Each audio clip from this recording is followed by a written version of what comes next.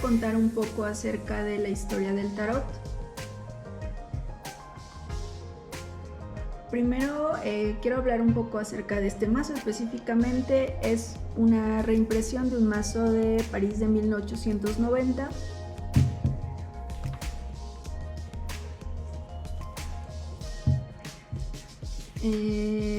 Esta edición es de una editorial italiana y pues consta de 78 cartas. Incluye un librito con la historia en distintos idiomas, incluido el italiano. Y incluye esta tarjetita que nos muestra cuál es el número del tarot que tenemos en manos, el número del mazo que tenemos.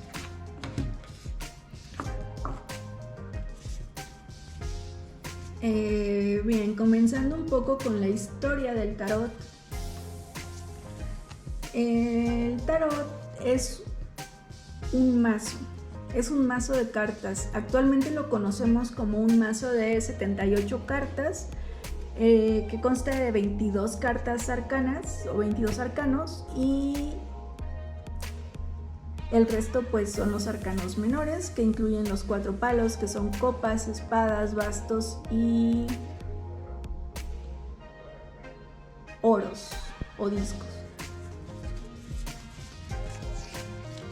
Sobre la historia del tarot, los primeros tarots fueron o son localizados en Europa, por ahí del año 1200, 1300. Sin embargo, inicialmente se cree que estas cartas provienen de unas cartas chinas, mucho más antiguas, que se utilizaban como cartas de juego y que creo que también se utilizaban como cartas de adivinación. Pero esas cartas chinas, aparentemente a través del comercio y las relaciones, ya saben, de China con todo el mundo, pues se trasladan a Arabia, y ahí también tienen sus mazos de cartas de juego. Entonces, eso es importante. ¿Por qué? Porque aquí podemos ver que el tarot de Marsella, en el palo de espadas, por ejemplo, no encuentro. A ver, ahí está. El palo de espadas tiene unas espadas curvas. Eso es porque son unas espadas que eran árabes.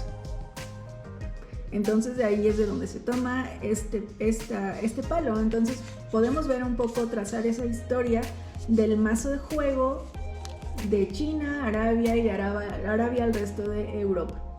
Pero ya adentrándonos en el uso de las cartas como un tarot como tal, sabemos que en algún momento en Italia la realeza ordena la creación de este mazo, de un mazo, no de 78 cartas, pero de un mazo que sí tenía ciertos arcanos. Y ese mazo es el Visconti Sforza. Después ese mazo se populariza, se crean otros mazos en Italia, bla bla bla, y después son copiados esos mazos en Francia, en distintas ciudades, y de ahí que se llame el tarot de Marsella. El tarot, como ya pretendía ser producido no nada más para la realeza, sino para el resto de personas, pues se vuelve un poco más simple en cuanto al trazado de sus dibujos, a diferencia de los trazados de los tarots italianos, que podemos ver bien que son mucho más artísticos, bueno, no artísticos, sino mucho más elaborados en cuanto al arte del dibujo.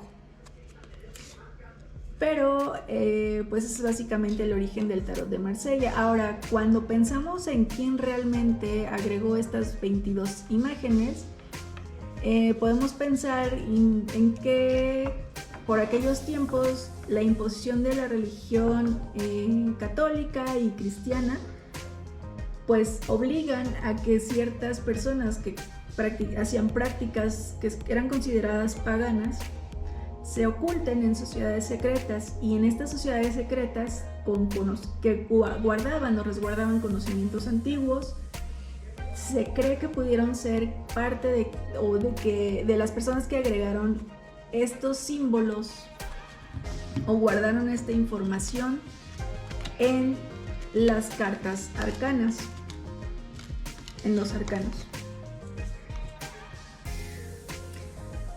Eso es algo de lo que se cree.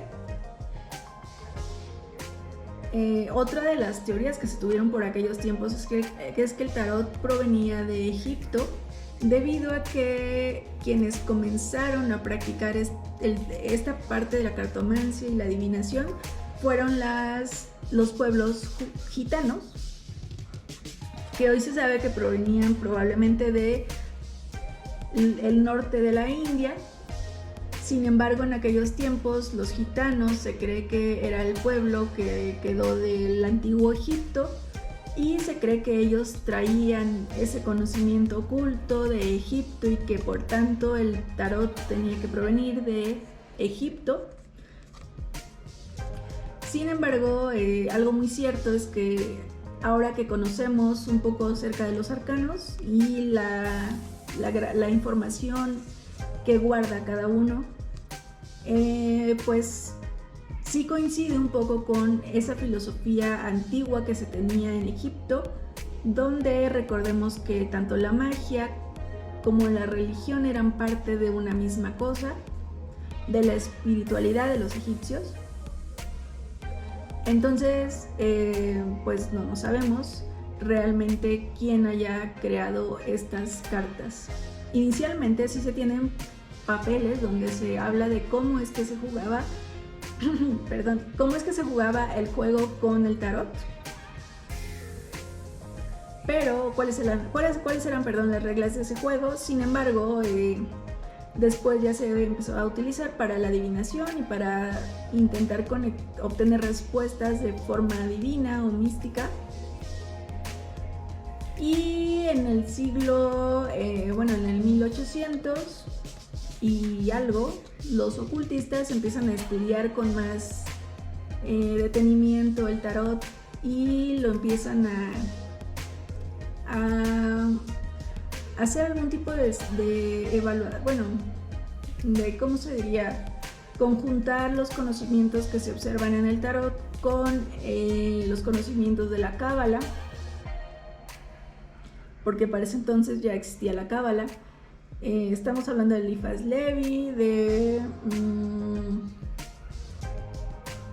se me olvidó el nombre de este ocultista.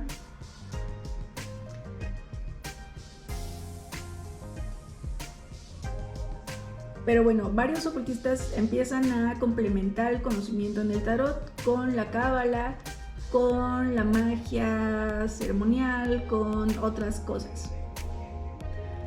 Y pues ya para el 1900, con las órdenes secretas, el tarot se convierte en algo nuevo que hoy conocemos mucho, que es el tarot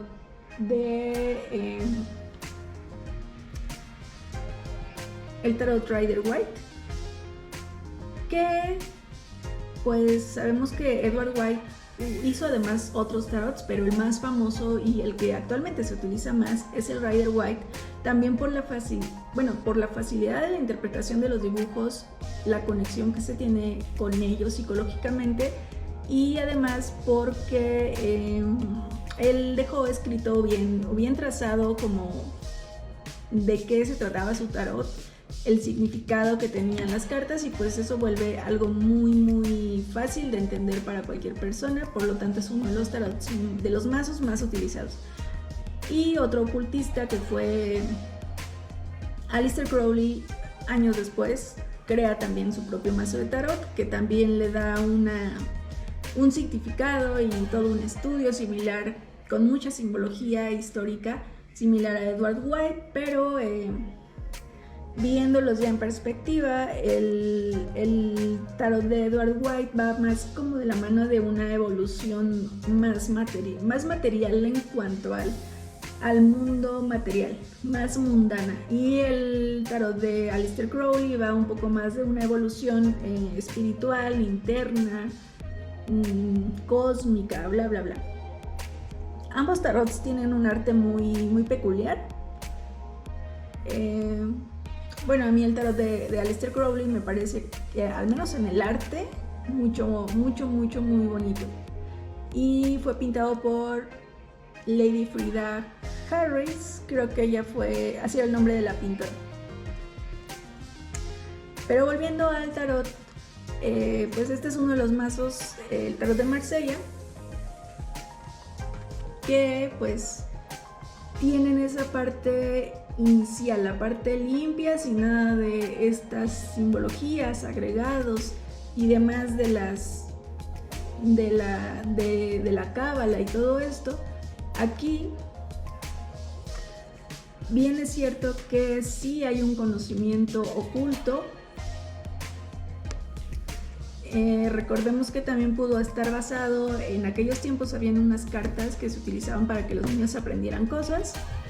Esto es pues similar, pero es importante que estas alegorías iniciales o estos arcanos iniciales los tengamos bien presente desde el inicio de los primeros tarots, porque actualmente pues con estos mazos últimos se han modificado un poco esas ideas y conceptos iniciales, pero si vamos al origen, a los tarots, los mazos de tarot de origen, podemos ver cuál era esa idea que mostraba, ese concepto que mostraba la carta, el concepto inicial.